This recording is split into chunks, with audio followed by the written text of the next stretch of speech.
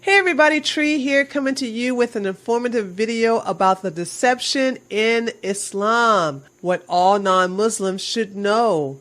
Now before I go into this video, let me give you a backstory to why I chose this topic. As many of you know, I am anti-Islam. I have never spoke well of this religion and I never will speak well of this religion. I have studied a lot of religions, and out of all of those religions, none of them are as criminal, malicious, cruel, perverted, and deceiving as Islam. When I decided to do a response to the girl-on-girl video titled Muslim Feminist, the Biggest Lie Ever Told, many of my subscribers were posting in the comments section, Takia. She's committing Takia, Tree.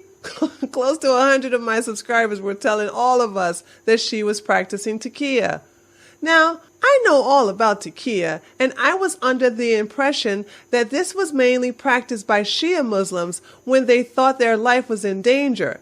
Shia Muslims would practice Takia when confronted by Sunni Muslims. Sunni Muslims also practice Takia, but only when they felt threatened or forced. This is the reason why I didn't think that Amani was practicing Takia, because she wasn't in a position where she was either threatened or forced. I mean, look at this tiny little white girl sitting beside big old Amani. There's no way she felt threatened or forced to commit Takia. But then, all of a sudden, a shitload of Muslims came into my comments section in this video and started posting lies after lies after lies about Islam. And I'm not talking about small lies, folks. I mean big, huge, gigantic lies. So after doing more research, turns out that my subscribers were right. Not only was Amani practicing Takia, but Muslims don't need to be forced or threatened to lie to non-Muslims. They practice Takia and other deceptive tactics as means of deceiving non-Muslims and portraying Islam as a peaceful, loving religion. That way, they don't appear to be a threat to Western civilization. If we as Americans don't view the religion of Islam and its followers as a threat to our way of life, we will let our guard down, start defending them, and allowing this ideology to invade our country. Once that happens, we will open ourselves to be conquered by Muslims and have our country turned into an Islamic state. I'm going to help prevent that by teaching you, non-Muslims, the tricks Muslims play on us. That way, you won't turn out like this asshat and make a fool out of yourself on national TV defending Islam. So let's begin. The 4 deceptive methods Muslims use in order to viciously deceive non-Muslims are Takia, Kitman, Tawriya, and Murana. Let's start with Takia. Takia is saying something that isn't true or lying for Islam. There are several forms of lying to non-believers that are permitted under certain circumstances, the best known being Takia. These circumstances are typically those that advance the cause of Islam. In some cases, by gaining the trust of non-believers in order to draw out their vulnerability and defeat them. This is the reason why I have zero tolerance with Islamic apologists. These dumb people are drinking the Muslim Kool-Aid and come to anti-Islamic YouTube channels defending this barbaric religion and their followers. Muslims pretend to be friendly and helpless to non-Muslims in hopes that they will defend them and punish those who speak out against Islam. This is why you hear people say, "Aw, I have some good Muslim friends, and they're very nice to me. Not all Muslims are crazy like those 9/11 terrorists." Oh yeah? Let's read a passage in the Quran pertaining to Muslims having non-Muslim friends. Surah 3, verse 28. Let not believers take disbelievers as allies, rather than believers. And whoever does that has nothing with Allah, except when taking precaution against them in prudence. And Allah warns you of Himself, and to Allah is the destination. What this is saying is that initially, Muslims should not take non-Muslims as friends, especially over Muslims. However, a Muslim can have non-Muslims as friends as a means of taking precaution to avoid danger or risk in non-Islamic countries. You see, in Islamic countries, Muslims are to have other Muslims as their friends instead of non-Muslims. Why? Because Islam is the religion of the land and Muslims are the majority. However, for Western countries, especially here in America, they are the minority. So they have to play nice and intermingle with other non-Muslims because it's not in their best interest to only associate themselves with other Muslims. Because if they do this, Homeland Security and the FBI will be on their asses in a millisecond. So you have to ask yourself, are Muslims being friends with us because they want to or because the Quran told them to as a means of deception? Let's look at another verse in the Quran about taqiyya. Surah 16, verse 106. Whoever disbelieves in Allah after his belief, except for one who is forced to renounce his religion while his heart is secure in faith. But those who willingly open their breasts to disbelief, upon them is wrath from Allah, and for them is a great punishment. This is the reason why I thought Muslims have to be forced to lie, i.e. practice taqiyya. But turns out this is not true, because based upon Surah 3, verse 28, a Muslim can lie in order to gain allies/friends, in order to seem like a team player rather than an adversary. This is the reason why Amani was telling lies after lies after lies to Hannah in order to appear peaceful and friendly. And it worked too. Go back and look at that video. Hannah was eating those lies up like chocolate, honey. She was buying all that bullshit coming out of Amani's mouth. One of my subscribers described this scene perfectly. He said, "That white girl just got drunk on taqiyya." Not only was this funny, but it was also true. Let me show you another example of a Muslim practicing taqiyya on my channel. So here we have a Muslim chick being very deceptive. Even her name is deceptive. She has the nerve to call herself Sarah Boo. Really, girl? Really? Sarah Boo? Now, most Muslim women who comment on my videos display their Islamic name like Rashida Ahmed, Khadija Hassan, Fatima Mohammed, but this woman is playing the wolf in sheep clothing act. She picked a very soft and submissive name as to appear gentle. Then on top of that, she's playing the victim card in her reply. Probably hoping to get some sympathy from a few dumb people who don't know any better. This is how Muslims recruit Islamic apologists. Some beta guy or beta girl is going to look at this and say, "Ah, the poor Muslim. Look at how awful her life is." And the next thing you know, they start defending them without realizing that they just been played.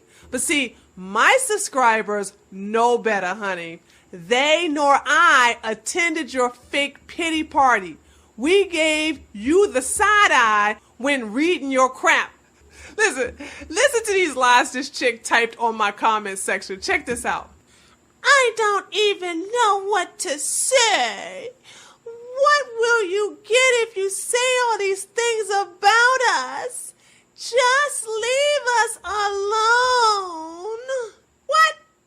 Are you high? Leave you alone? Bitch, leave us alone. You and your Muslim posse came over here and started fucking with us. Y'all blew up our buildings. The Muslim rape gang went inside the EU and started raping women and children.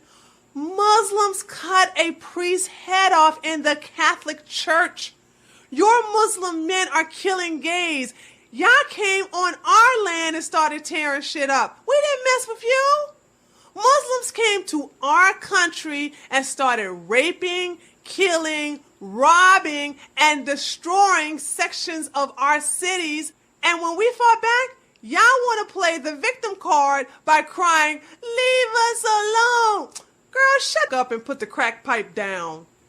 Anywho, then she goes on to say, "We believe in whatever we want to." No shit. Can't you see how it is hurting us all, those things media say about us? You mean the truth? You hate the media? Well, some of the media outlets are telling the truth about you and your religion. You hate it because it delays Islamic leaders' plans to take over the world. You don't like that, huh, honey?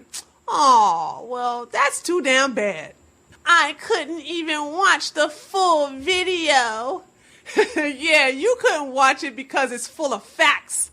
I take your own holy book and show you how you are inferior to men. I show you how your husband is allowed to beat you. I show you verses in the Quran where your husband has sexual dominance over you and why you must cover up. I show you the truth and you can't handle it, girl. But you know what? I think you're lying. Yeah, girl, I think you're lying. I believe you saw the entire video and now your butt hurt. Yep, you are butt hurt. That's why you posted this "leave us alone" garbage on my comments section, because you saw the entire video and now your ass is on fire because of it. But don't worry, hun. Ain't nothing a little preparation H can't handle. We are respecting everybody's religion. Why can't people respect ours and our opinion? Oh my God. This girl and this Takia, oh my God. Look, girl, because your religion revolves around a pedophile who instructed his followers to rape, murder, conquer, enslave, and torture millions of people of all nationalities worldwide. Islam is cancer, and the truth is chemotherapy. Deal with it. Is covering up your body a bad thing? Yes, it's a bad thing when you have to do it in order to prevent from getting raped by Muslim men. Do you know how stupid it is to blame women for Muslim men being rapey? They have barbaric tendencies, and instead of them getting psychiatric therapy or taking medication, no. You have to cover up. No, you have to cover up. Do you see how stupid that is? Really? Do you not see this? That's like you having a headache, but I have to take the aspirin. Does that make sense to you, girl? It shows how precious women are. Girl, those are lies, aka Takia, that Muslim men tell you in order for you to sign up for Islam. Muslim men practice Takia on Muslim women in order to add them to their harem. So Muslim men are going to tell you and other non-Muslim women a bunch of lies in order to reel you into their collection of wives. You see, y'all call it Takia. We call it pimping. I don't even know what more to say. You said enough. I hope you got whatever you wanted to get by saying all those hurtful things about us. Oh boy. So here's my response to her. Oh, are you committed to Kia, honey? Or are you that delusional? I'm going to choose the first one. Kia. For those of you who don't know, there's a Chia Pet commercial, and the theme song of the Chia Pet commercial go Chia. Just Google or put Chia Pet theme song in the search box of YouTube, and you'll see the commercial. It's an old commercial, and the theme song goes Chia. And I took the Chia out of there, and I put Kia.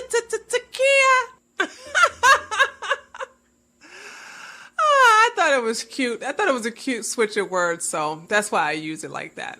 So she responds back to me, and this is what she says.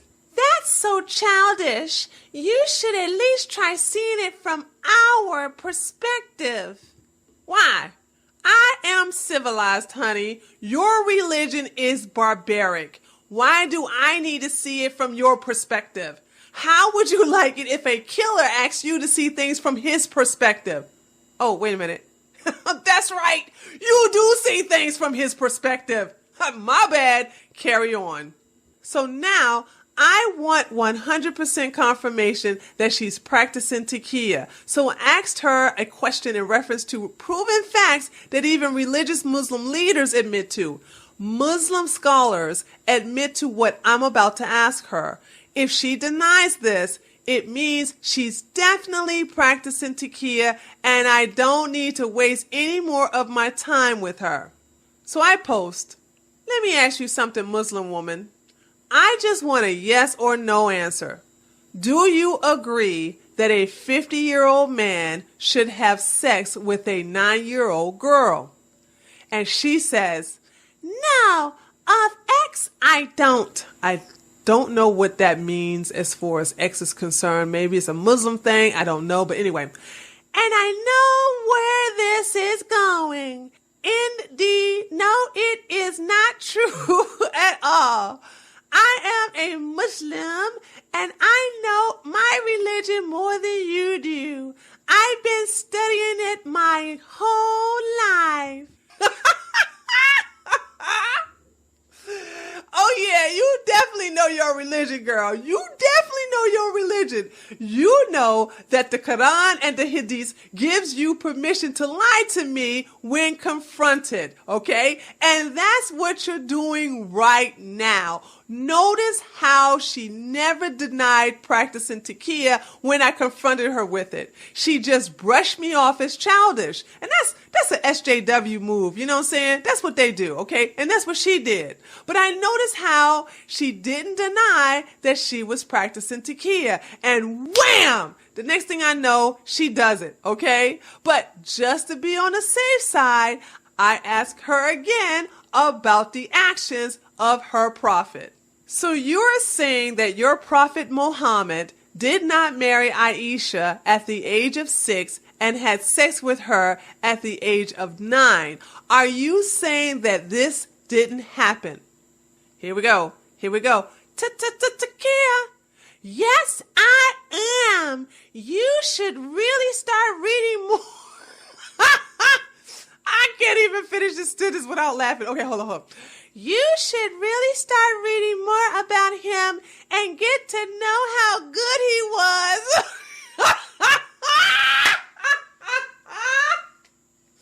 Folks, the jokes write themselves. The jokes write themselves. How good Muhammad was. Oh my God. Now listen.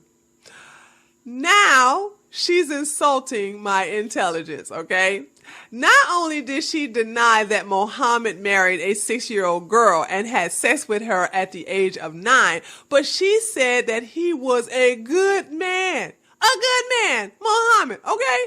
Honey, if that ain't some big fat taqiyya, I don't know what is.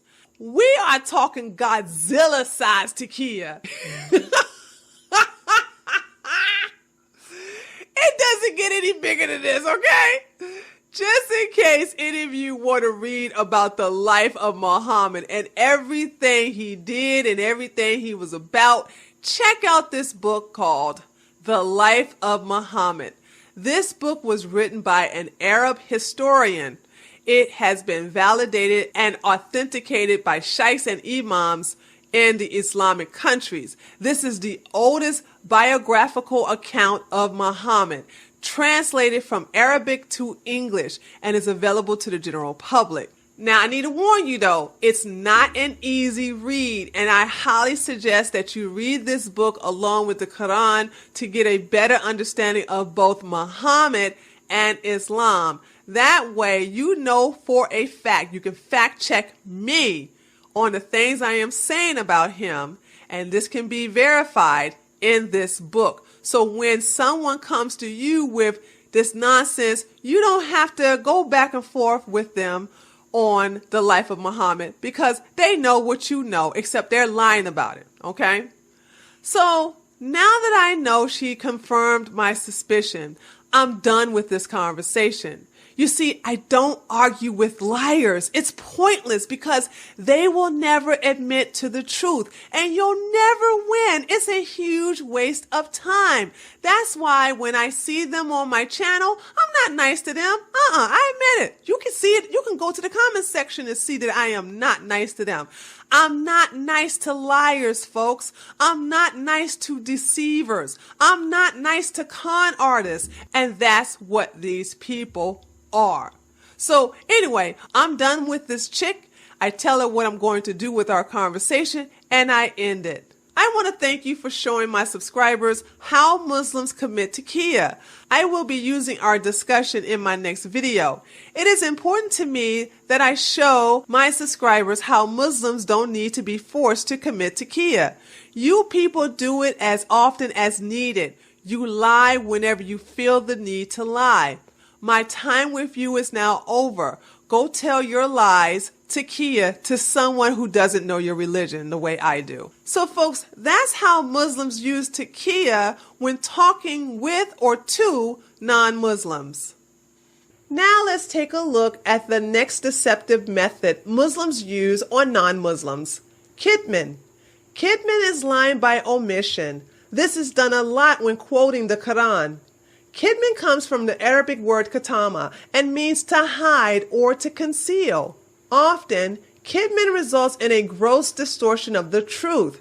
For example, in the comments section, I was watching a debate between a Christian and a Muslim. The Christian said she had heard that Allah told his followers to conquer and kill all non-believers. The Muslim man said that this was not true. He said that inside the Quran, there are lots of verses stating that Allah loves everyone, but favor those who believe in Him more.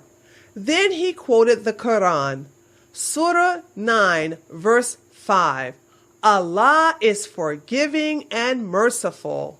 Now, of course, the Christian didn't have a copy of the Quran to fact check him, but I did. So I opened up the book and went to that verse, and this is what I read. And when the sacred months have passed, then kill the polytheists wherever you find them, and capture them, and besiege them, and sit and wait for them at every place of ambush.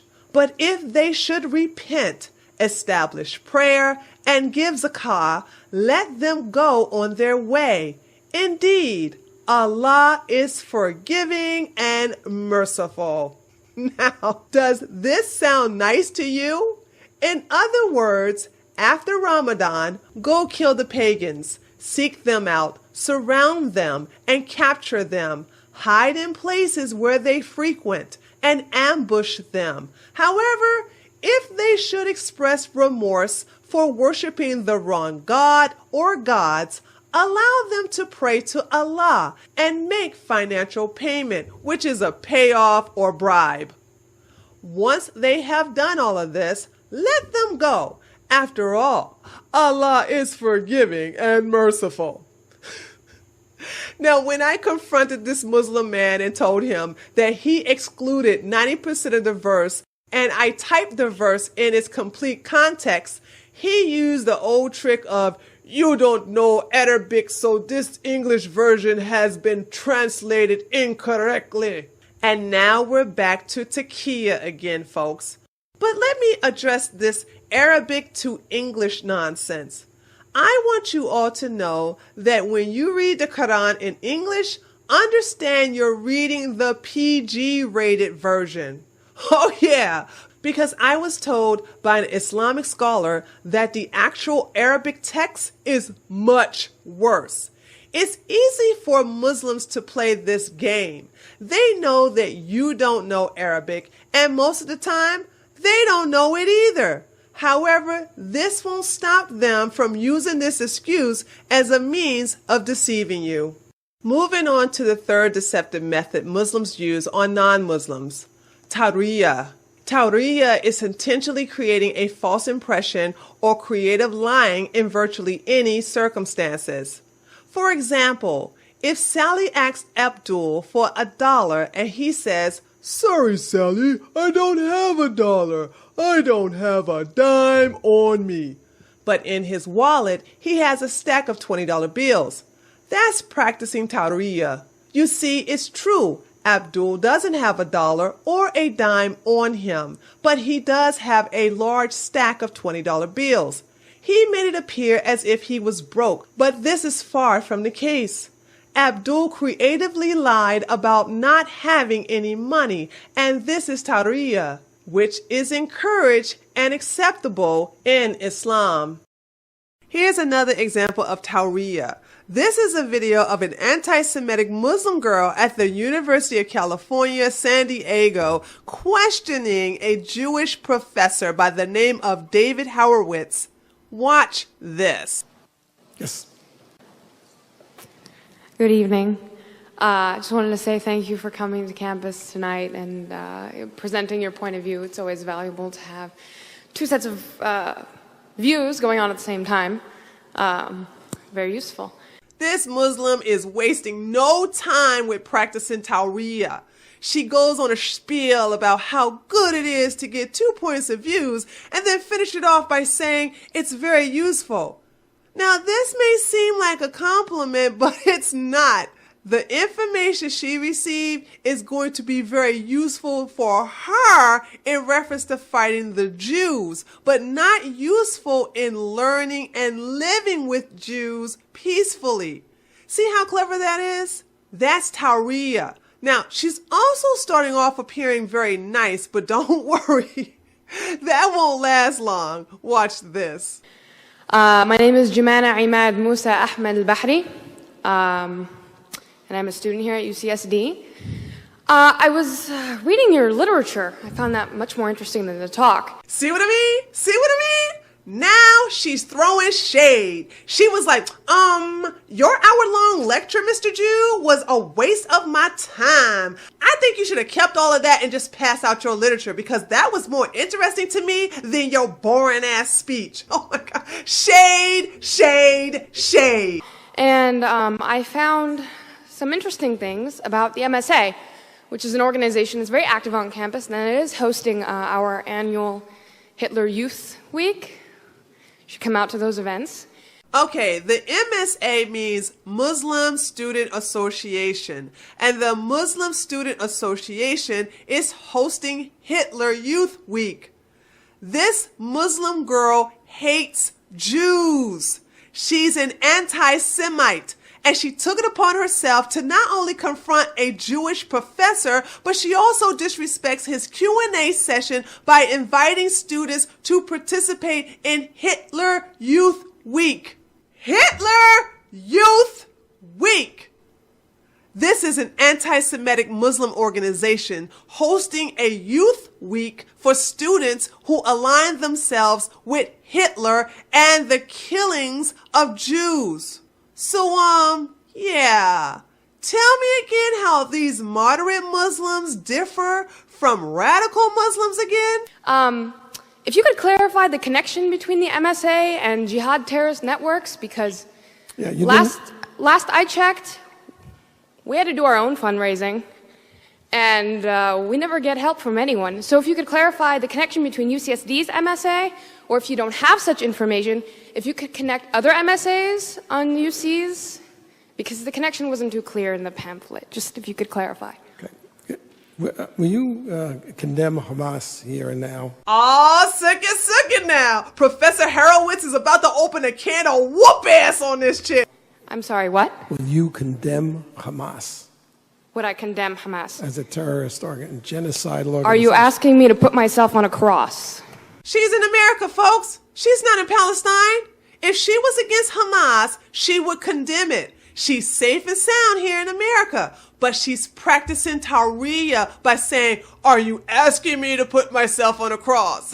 Look at what she just did. She's using a Christian symbolism to present a false impression of being a victim.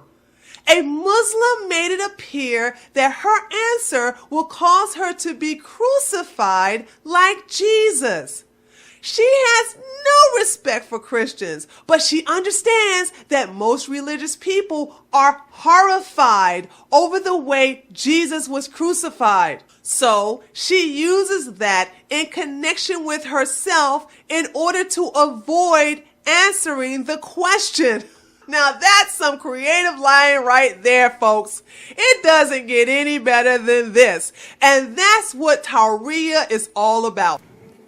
So you won't. I actually have had this experience many times. You didn't read the pamphlet because the pamphlet is chapter and verse. The main connection is that the MSA is part of the Muslim Brotherhood Network as revealed in the documents. I don't think you understood what I meant by that. I meant if I say something, I'm sure that I will be arrested. Now that's straight up Taqiyya, folks. That's Taqiyya. We have free speech here in the United States. No one is going to arrest her if she condemns Hamas. Hell, condemning Hamas is a good thing, but she's not going to do that. So instead of telling the truth, she lies about getting arrested if she expresses her opinion. She's not going to get arrested if she supports Hamas, and she's definitely not going to get arrested if she condemns Hamas. But like the professor said, the Muslim Student Association is part of the Muslim Brotherhood, which is a terrorist organization. So here we have our moderate, so-called peaceful Muslim who not only support Islamic terrorism, but is connected to it. And she's right here in a good old US of A attending our university. For reasons of Homeland Security. So if you could please just answer my question. If you condemn Hamas, Homeland Security will arrest you. If I support Hamas, because your question forces me to condemn Hamas. If I support Hamas, I look really bad. If you don't condemn Hamas, obviously you support it. Zing! Case closed. I've had this experience, I had this experience at UC Santa Barbara where there were 50 members of the Muslim Students Association sitting right in the rows there. And throughout my hour talk, I kept asking them, will you condemn Hezbollah and Hamas? And none of them would. And then when the question period came, the president of the Muslim Students Association was the first person to ask questions. And I said, before you start, will you condemn Hezbollah? And he said, well, that question is too complicated for a yes-no answer. So I said, okay, I'll put it to you this way. I'm a Jew. The head of Hezbollah has said that he hopes that we will gather in Israel so he doesn't have to hunt us down globally. For it or against it? For it. Thank you. Thank you for coming and showing everybody what's here. And you're wearing a terrorist neckerchief. If you understood... you didn't hear the lady. Could you please answer my question? You don't get to make a speech. And there you have it, folks. Look at your moderate Muslim being all peaceful. But notice how she practiced both Taqiyya and Tawriya before finally admitting the truth. The link to this video is in the description box. I highly recommend that you watch it again without my commentary, and you'll see for yourself why these people can't be trusted. And finally, the fourth deceptive method Muslims use on non-Muslims is maruna. Maruna means blending in by setting aside some practices of Islam or Sharia in order to appear modernized.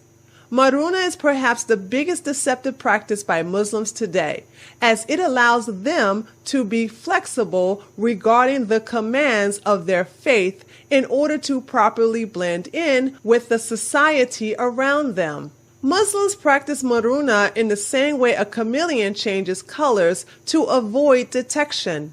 Muslims will sometimes shave off their beards, wear Western clothing, or even drink alcohol to blend in with non-Muslims. As long as they can justify that the ultimate goal will be seen as helpful to the dominance of Islam, they are off the hook for those verses within the Quran that forbids this behavior. Surah 2 verse 106 supports this. If we revoke a verse or cause it to be forgotten, we will replace it by a better one or similar. Do you know that Allah is over all things competent? This means that Muslims may forget some of the commands in the Quran as long as they are pursuing a better command. Muslims striving to advance Islam can deviate from their Islamic laws in order to cause non-Muslims to lower their guard and place their trust in their Muslim counterpart. Another common way of using maruna is for a Muslim to marry a non-Muslim, or to behave like a non-Muslim so their true agenda will not be suspected. It is no secret how I feel about Islam and those who follow it. Frankly, I just don't trust them. And after learning these 4 deceptive techniques they can use in order to further Islam, do you blame me? Christians are told not to lie, and this can be found in the Bible, Leviticus chapter 19, verse 11.